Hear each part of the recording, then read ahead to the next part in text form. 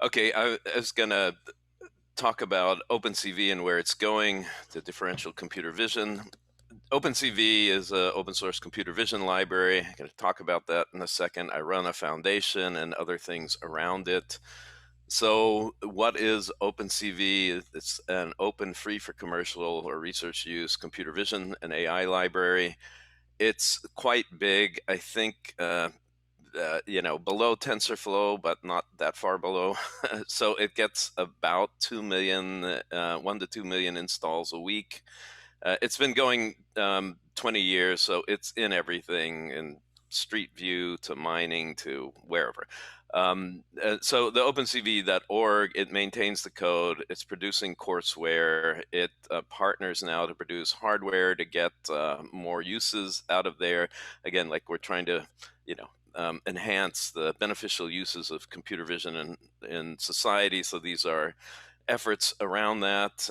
We sponsor contests. We'll run workshops and things, but of course the pandemic slowed that down. And we sponsor interns and in many things. So this is OpenCV at a glance. It's a full panoply of computer vision and AI algorithms. In particular, at the towards the bottom right, there's this deep learning has taken over everything, and so we have a a core that runs deep learning. We're the fastest on CPU, and then the same as NVIDIA because we use their backup engine on GPU, so state of the art there. So basically, we do the AI and classical computer vision over 2,500 functions or more. We also work with Google Summer of Code is one of the sponsors. So this was from last year. Some of the things that got in, that this is ongoing right now. We have 13 interns working, but some of the things are color calibration was added recently, improvements in tracking, text understanding and finding, human skeleton and pose tracking, point tracking, and 3D depth. So this is I don't know if this the sound's coming up, but we've also released this model place where you can just drop images in and see what happens to them and then get free or commercial deep nets. They often also work with I probably have it here if I we produce this hardware, which I'll show if you can see it. It's a AI depth camera, and the badges here mean that those models work directly on this camera. So here is that camera, and it's a depth and color. It's got a 4 teraflop or 4 teraops Myriad X processor on it. So it does stereo and AI vision algorithms in real time. Okay, so I said we run these competitions, and uh, this is one we're running currently. That's 1,400 entries that are just making AI uses of that hardware. Okay, so I'm just going to go through some examples of use as a quick tour.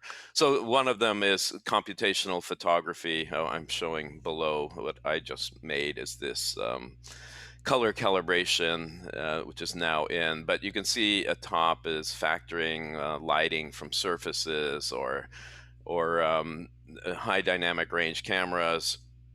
There's more of this, so transferring color between different scenes, um, enhancing color and other computational photography shifts. At the bottom is tilt shift, which makes things look like miniatures, but these are real images, right? You just change the focal plane. So more examples of cool stuff is like turning images into sketches, and these are all works that are published by others that are picked up. Here's a little colorization. So black and white film at the left is colorized on the right. So the algorithm did not have the real scene. That is, the coloring is made up on the right. these are more examples with stabilization of cameras and then quick, precise tracking. So you can see on the right the very am I out? Very precise tracking. I've lost where I am in time. uh, Going on industrial uses. Uh, we've done a lot in medicine and sports tracking and the blood flow. For the regular camera, you can read the blood flow through your skin. OpenCV is used extensively in robotics. This is just a list of where it's been used, and I'll go on. It's been used in broadcast and film, and so I'm showing precise tracking of drones and stuff. And on the right is tracking of vehicles. It's a real-time overlay other vehicles on top of them. On the left is some of this precise tracking that's very robust against outliers and whatever. Here's another use, eyelash extension by robot. This is a company in the East Bay, and they actually do. My daughters have done this. You have robot eyelash extensions, which is an expensive, slow thing to do, and here they have a machine to do it. If this thing, somehow fails, that it's actually made out of foam, so it won't do anything to your eyes. The little actuators, they'll just bend. Um, this was OpenCV is deeply embedded in autonomous driving. In fact, it was in Stanley, which then went to Junior. We won the DARPA Grand Challenge, which kicked off the autonomous driving industry, and that team became Waymo. So that was we won the race at Wright, and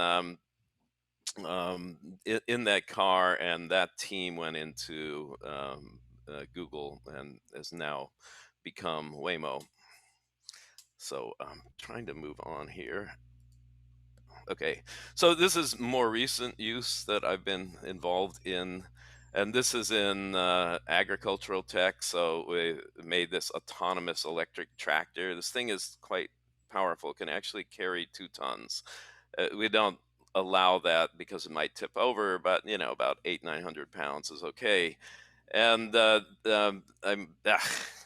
anyhow, I was going to show, maybe I can advance it here, that it it it it's autonomously operated. It can operate as an electric wheelbarrow, but its sensors here, its smart head, and here you see it's able to track and find itself and maneuver in a field. And this is just trying to follow visually straight lines and showing it can't be perturbed. This company is also doing the NASA moonlander because that's navigation, but um, because we do visual navigation, these things, the smarts are being licensed and put into all kinds of drones, boats, and other things. Okay, so getting near the end, one of the problems, what's the gap? One of the things is how to get these classical operators inside and outside this thing that's taken over the world, deep nets. And so the solution is differentiable, turning vision into differentiable operators. And right now we're building this on top of PyTorch because they do automatic differentiation. And so we're taking the library and turning it into differential operators. In PyTorch, that means you can insert these inside anywhere. All differential means is that it's able to pass the loss function derivatives through it. Okay, Gary, I'm going to have to cut you off. Okay, so this is the end. That's what we're working on now. Thanks.